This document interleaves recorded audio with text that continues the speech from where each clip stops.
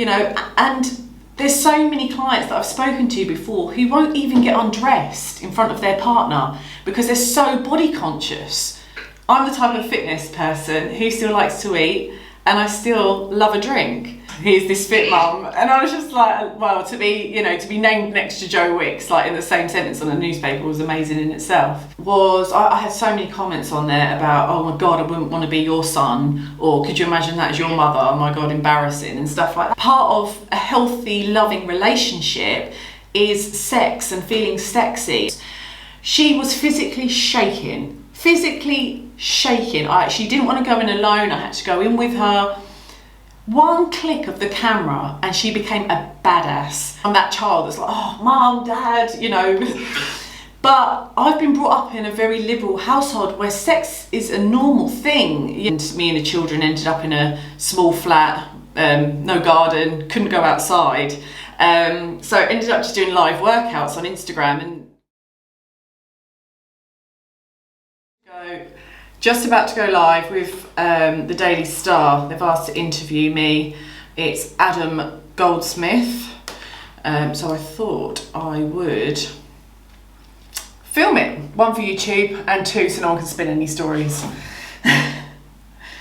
Just got to find the Zoom link.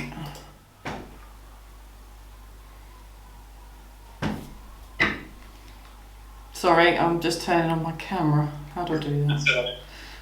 I should know how to do this. Of course I should know how to do this.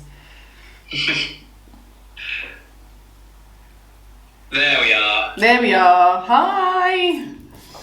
How are you? I'm very well, thank you. Yourself? I want to look at you, not me. Yeah, I'm not too bad, thank you. It's a bit of a busy morning, but yeah, I'm good.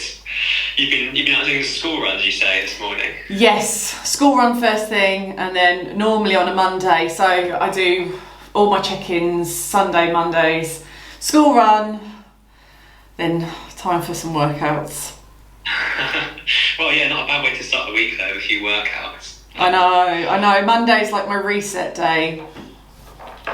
I always quite like doing exercise on a Monday because it feels like you like put yourself in like a good place to start the rest of the week with. Oh, 100%. Start as you mean to go on.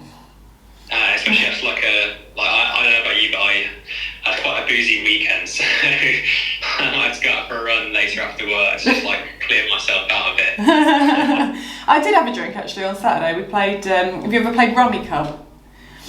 It rings a bell. So you can play it as a card game, but you can also buy, I highly recommend it. It is brilliant. You can buy it like little plastic pieces, I'd say. So basically you've got the numbers and you've got to get 1, 2, 3, 4 or 4 4s, 4 3s, but then you've got to do certain colour combinations and you can steal from other people, and it's brilliant, absolutely brilliant. And I won against my partner 7-0. 7-0? Just saying. Wow.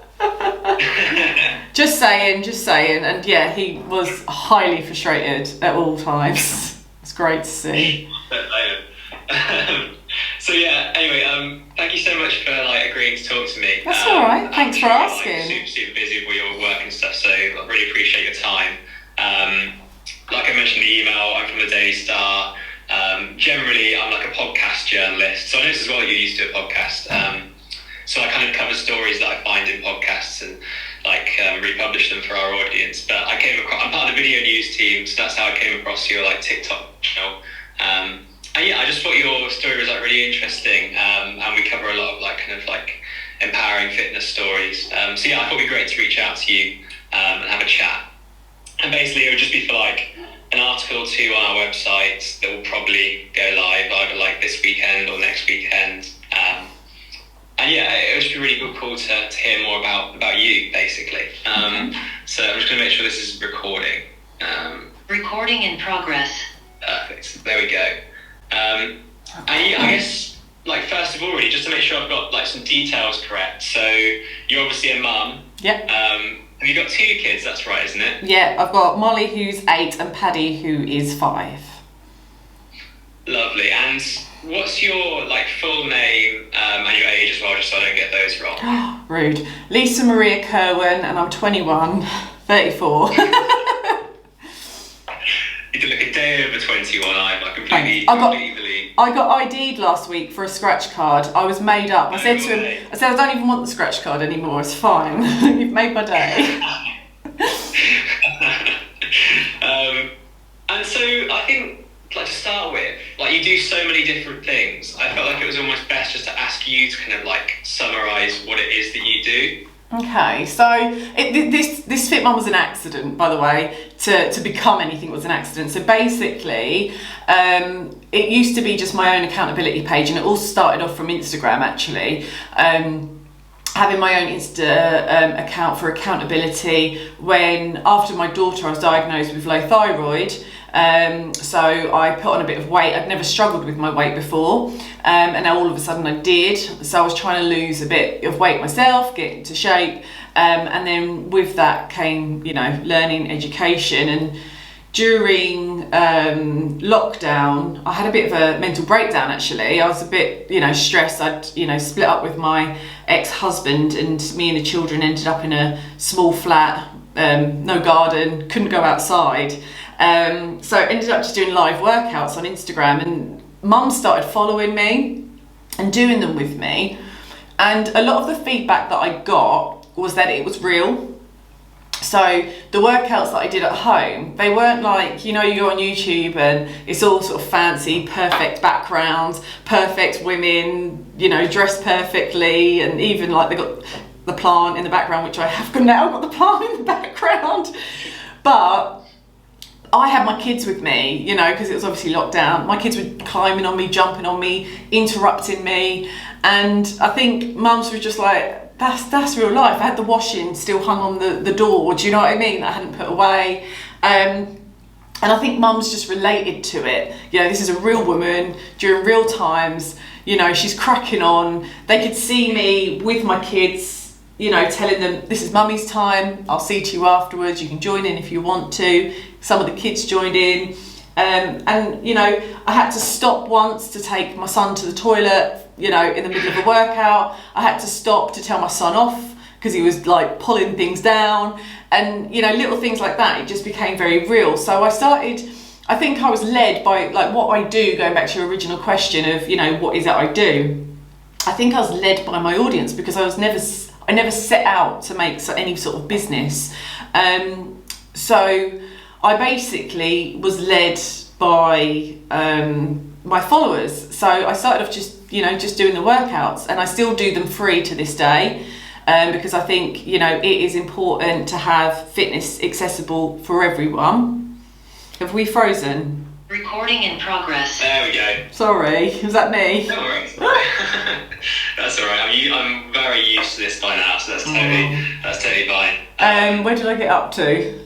You were talking about like how you were kind of led by your audience. Yeah. Okay. So I was led by them, but then I was furloughed, so I had the time. But then reality sort of kicked in, and I had lots of people interested. I was like, right, I want to keep this going for people. I want to make it accessible, and I don't want to charge people for workouts, because the whole reason of why I've done this is more for not just physical health but mental health, for mindset, for for mums to feel good.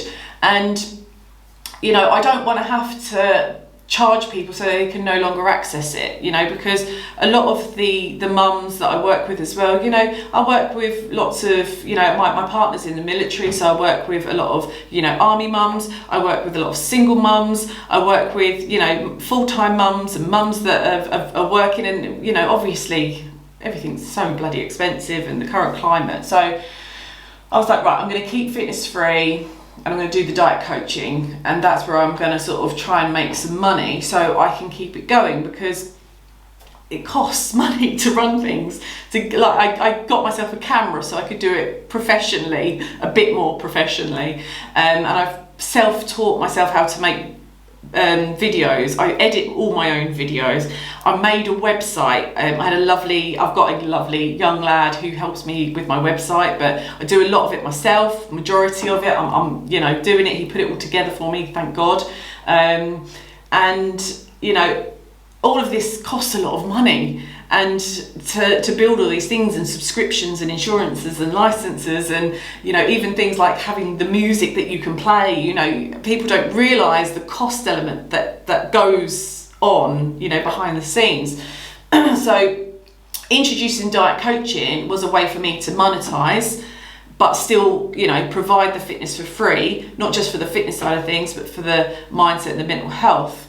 And what I've done, so I basically have a 6-week educational program, which is called Diet Coaching, which my tagline is basically, we don't go on a diet, we learn about diet. So instead of thinking, basically I want to boycott the fad industry. So I want to boycott things like Slimming World and Weight Watchers and, the Cambridge diet, which I think is something else now, that promote really bad relationships with food.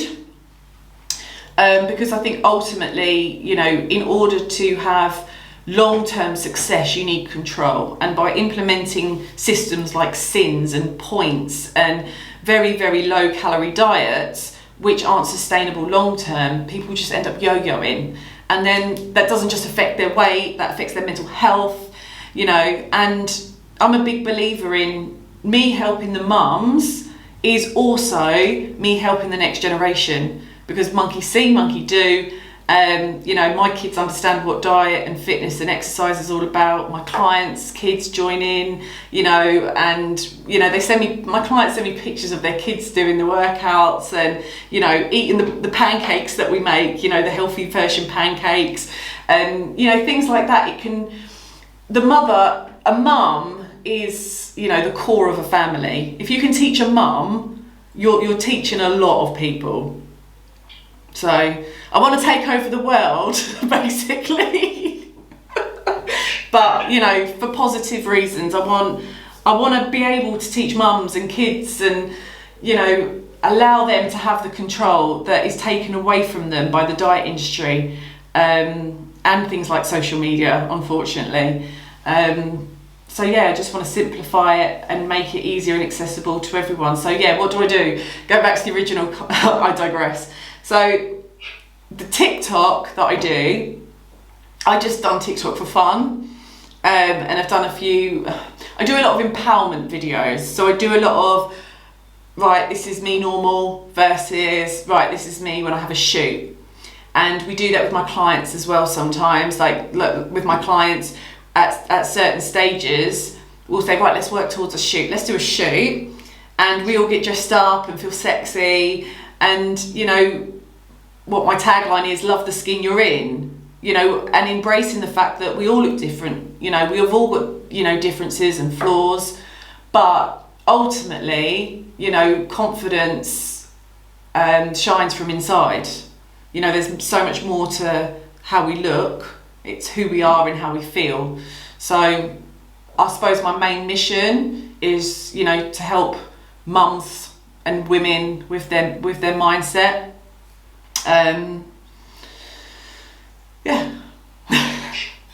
Question one. That was a very comprehensive answer. You said a lot of things there that I really want to talk to you about. Cool. But just going back to kind of where you were, when you first kind of started this whole project, what kind of job were you doing that you were furloughed from? Was it I'm still doing the same job. You're still doing the same job. So what kind of work is it? I work in recruitment, so specialist healthcare recruitment. Because that's the reason I'm asking that is because it's very different from the whole social media marketing, all that kind of side that you've now embraced. So you've learnt all of these new skills. Oh yeah, 100%. And I still, a lot of people say to me, are you going to give up the day job? And one, I deliberately don't charge a lot of money, so I can't, I haven't got the cash to just give up the day job. But also as well, I like the normality. I like coming away. Social media is so powerful and it can really consume you. So I love coming away and going into my day job where I've been for 7 years. I love my colleagues. We have a great time. I'm good at my job. I love what I do, and it's a balance. I do it 3 days a week, and then I do the Thisfitmum on the other days, and then obviously I've got the kids as well. It's I still really enjoy it. It must be a bit exhausting. There must be some days where you think, oh God, I need a day off here. I'm balancing being a mum is a whole job within itself, and then you've got 2 other jobs you're trying to balance with that. It must be days when you think, oh, I actually can't bother to work out today or to go and work in recruitment today. Anyone that knows me knows that I struggle when I don't have something to do. I'm a 24, like I'm a go kind of person. I have got low thyroid, so every now and again I'll crash where I just need like a day of sleeping. But you know, ultimately I'm just a person that goes all the time. Fitness for me is part of, you know, managing my mental health as well. So you know, going to the gym, yes, I like going to the gym, you know, for things, you know, elements about my body, and I like to, you know, lift heavy stuff and build muscle, but also as well, you know, the endorphins, the dopamine you get from it, you know, it's the best antidepressant in the world. And I enjoy it. You know, a lot of people might enjoy other things. You know, me and my partner often laugh about how it's fine that we're both boring because we both like the same things to go to the gym. but no, but I enjoy going to the gym, and I think in this day and age, actually, it's becoming more of a social element than, you know, just naturally going down, you know, the bar to a bar. You know, some of the gyms have bars now, like for pre-workouts and, you know, energy drinks and stuff like that, and which is kind of cool, and the kids are getting into it, and I love seeing that. Yeah, and like you said about like how you kind of started the whole fitness project, even before Thisfitmum became a thing, you know, because of like the fact you were wanting to shift like post-pregnancy weight and that kind of thing. Like, and even now that you've like got to like a really good level of like fitness and you're really happy with how you are there days when you do still feel a bit like body conscious and like sensitive about how you look, or do you think you've managed to like overcome that? I think the difference is I understand why, and I can manage how I look.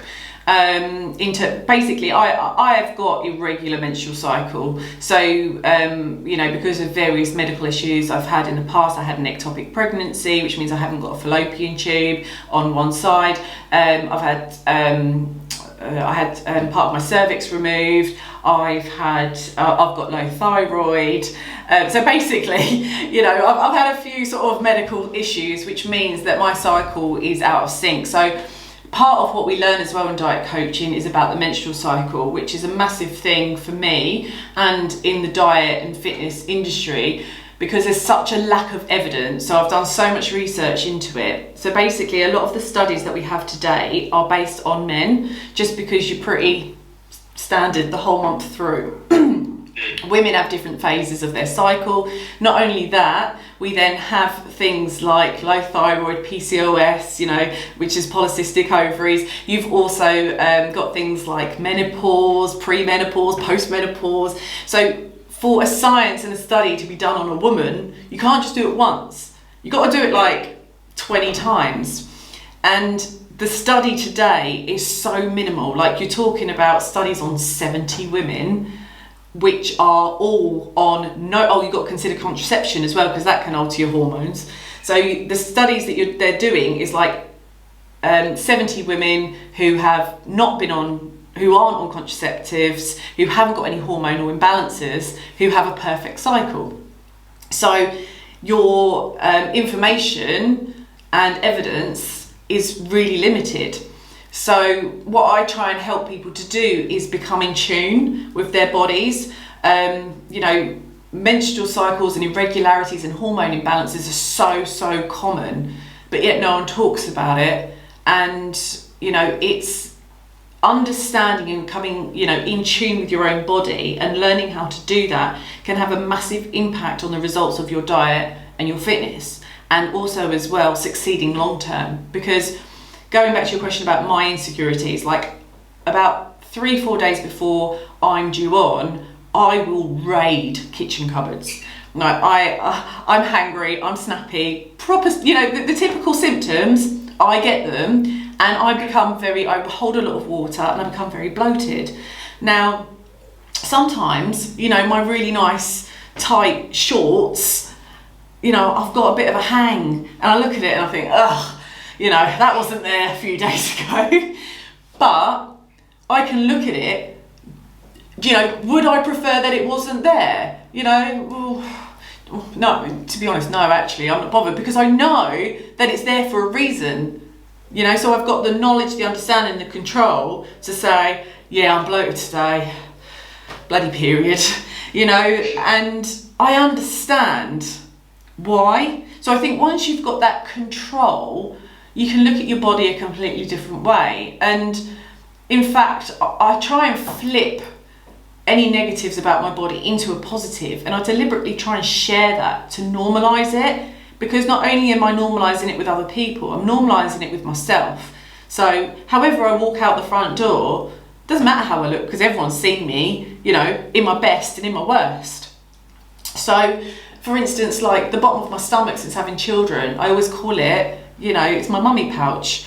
And I say that's where I save, that's where I keep my wine and my chocolate, because I'm the type of fitness person who still likes to eat, and I still love a drink. So if I really wanted to lose that amount of body fat percentage to get rid of that, I could. But that would mean giving up certain things I love about life. So, is it worth it? I don't think so. How important is abs? Really, in the grand scheme of things. Some people are genetically blessed. Great on them, love it, but majority of people aren't. And if you want to enjoy life and enjoy parties and eating out and having dinners with friends and having the odd takeaway, but having it all in balance, being healthy, that might actually result in you not having abs. And so no, I don't. I think I'm pretty conscious. I'm not conscious about my body, but I think my journey of what I've done has taught me to be more confident about my body, as well as helping other people. Yeah, and I think everything you just said kind of comes back to the fundamental point that's what's so interesting about a journey like yours, and even somebody like Joe Wicks, who got really big during lockdown when he filmed all his I'm sure you saw them all lockdown videos, I took part in a few, is you've got all your kids clambering over you, and you're discussing these female issues that aren't necessarily always given the spotlight that they perhaps should be. So is that why you think your content is so relatable? You've developed you've got 30,000 followers on TikTok and Instagram. It must all be down to the fact that it is so relatable. Yeah, so I think across both platforms I've got 70,000. But yeah, I think it's I think it's just being relatable and not being normal and being real. I think there's so much out there of there's so much fakery out there. And it's funny you mentioned Joe Wicks, actually, because I was in the paper, I can't remember which one it was, and they titled it "Move Over Joe Wicks, Here's Thisfitmum," and I was just well, to be named next to Joe Wicks in the same sentence on a newspaper was amazing in itself. They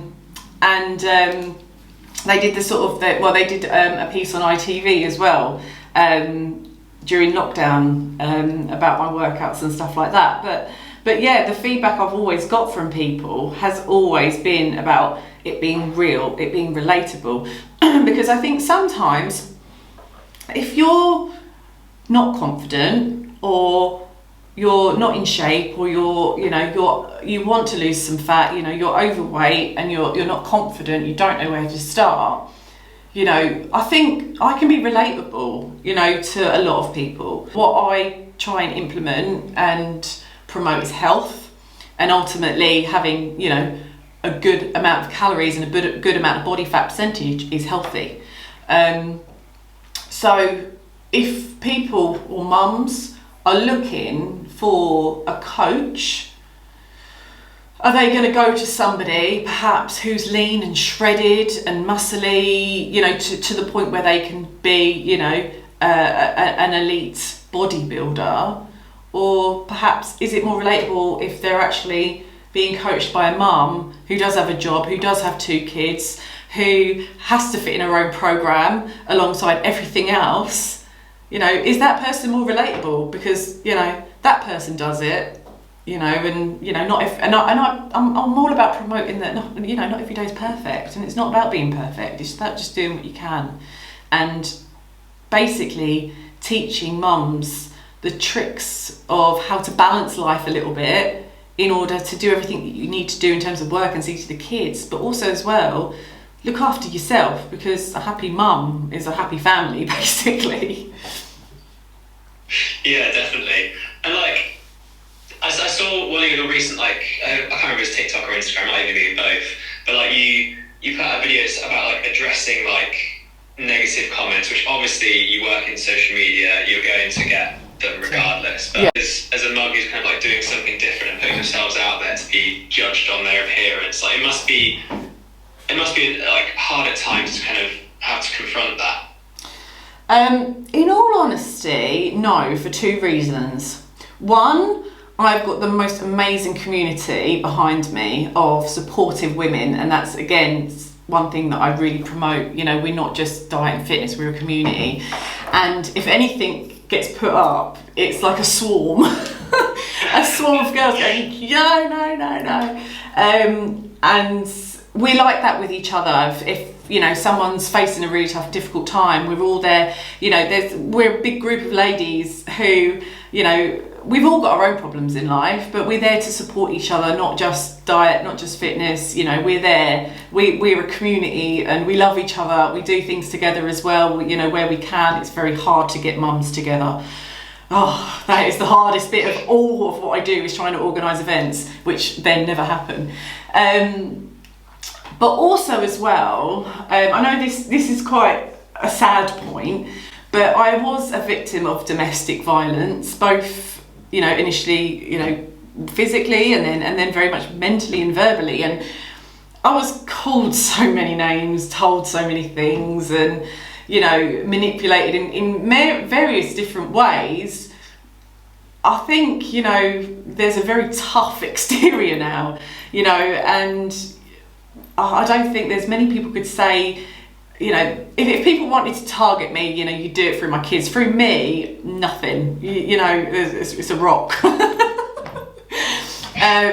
So, I mean, no, if people want to say negative comments about me, it just reflects who they are, you know. And if someone is that unhappy, and, you know, if someone was happy in life, basically, they're not going to go around negatively commenting on people and being horrible. Ultimately, they've got something going on in their life. So no, I honestly can say I probably find it funny, and then I just I sort of, you know, refer back to CBT methods of, you know, why have they said that? For what reason have they said that? Because, you know, it's not a reflection on me.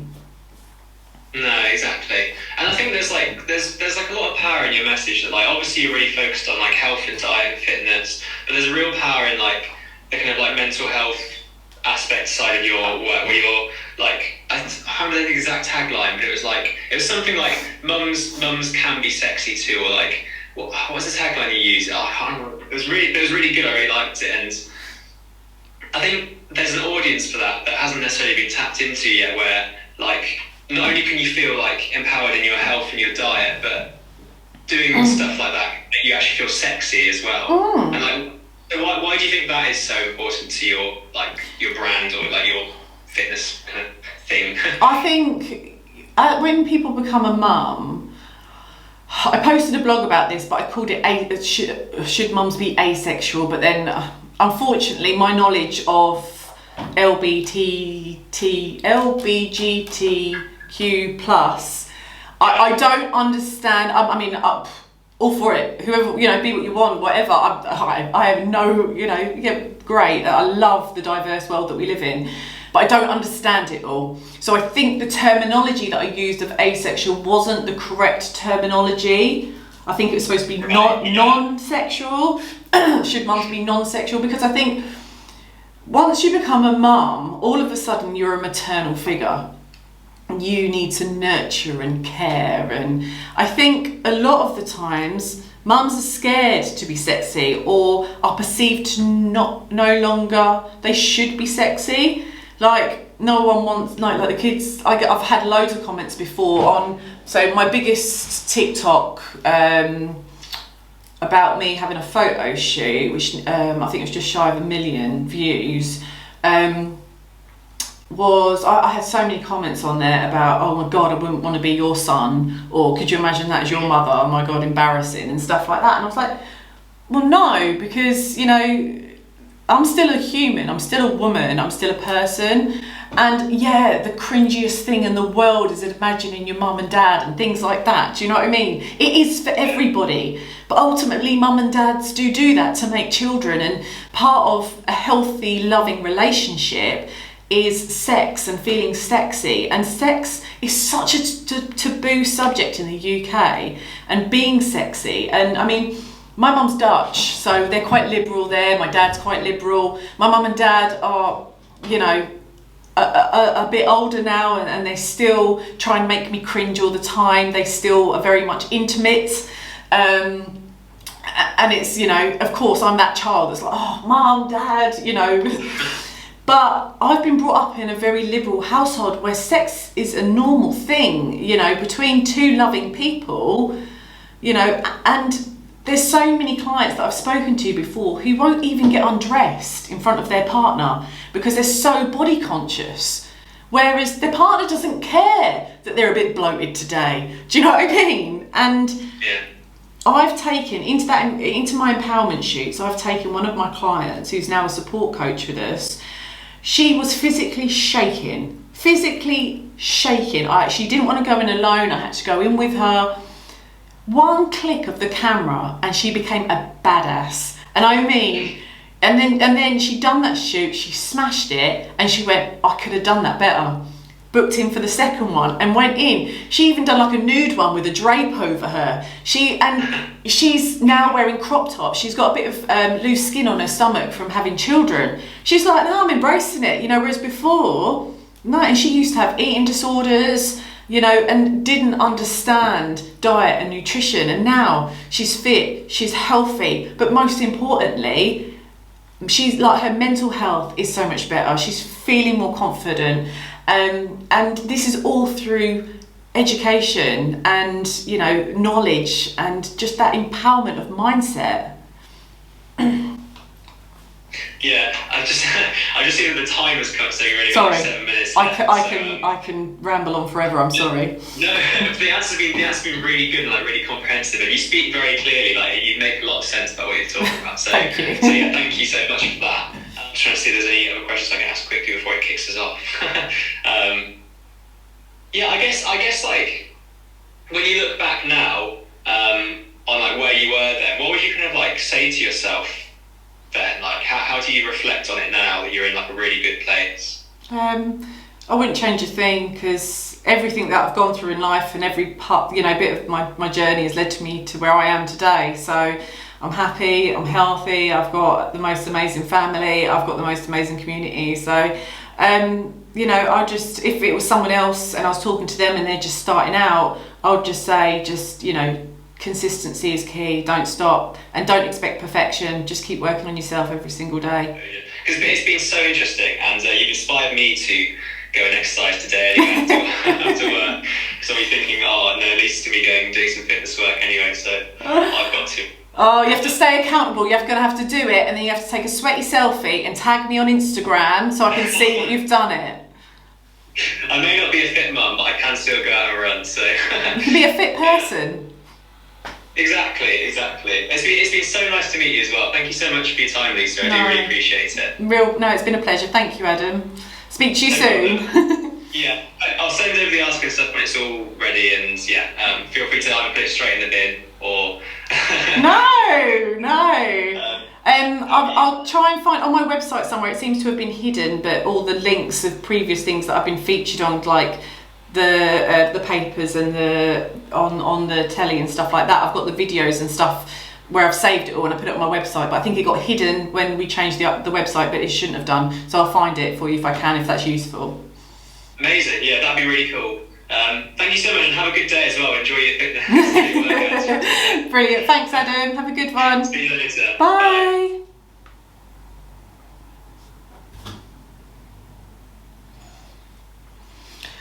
God, I can talk forever, can't I? Anyway, let's see what story he spins up, and I will post it. I won't share this video until after he's posted it, because obviously that'll affect his post. I